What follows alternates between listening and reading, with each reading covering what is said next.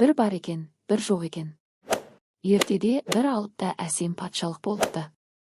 Ол патшалықта әділ де ақылды патша өмір сүріпті. Бір күні патша сарайында тыныштық орнап тұрған сәтте алыстан бір хабаршы жетіпті. Ол ауылдың шетінде 3 жалқау жігіт бар екенін айтады.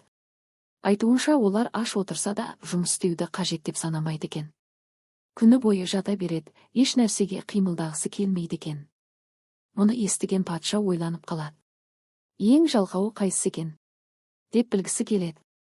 Сөйтіп уәзірлеріне бұйрық беріп 3 жалқауды сарайға алдырады. Жалқаубектер сарайға әрең жетеді. Жүргеннің өзіне ерінеді. Патша оларға жеке-жеке бөлме, жұмсақ төсек, тіпті қызметшілер береді. Күндер өте береді. Ал 3 жалқау күні бойы жата береді. Тамақ әкелсе зорға қозғалады. Орнынан тұрудың өзі олар үшін үлкен еңбек сияқты еді.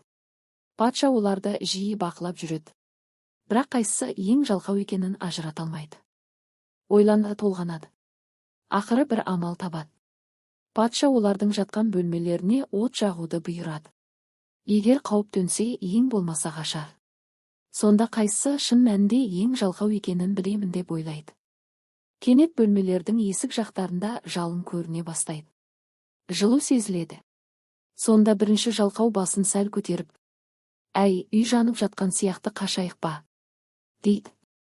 Екінші жалқау көзін әрең ашып, «Жүгірудің өзі керек пе екен?» деп күбірлейді. Ал үшінші жалқау тіпті ашуланып, «Тоба, қалайша сөйлеп жатырсыңдар? Тыныш жатпайсыңдар ма?»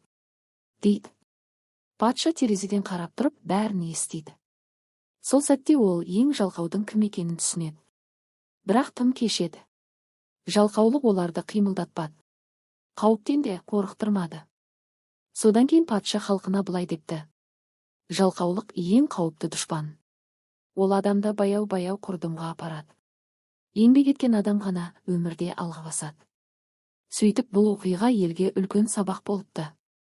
Ал балалар, сендер әрқашан еңбекқор, батыл, қимылшыл болыңдар. Өйткені әрекет жетістікке бастар жол. Ертегі осымен тәмам. Құлақ қойып тыңдағандарыңа рахмет.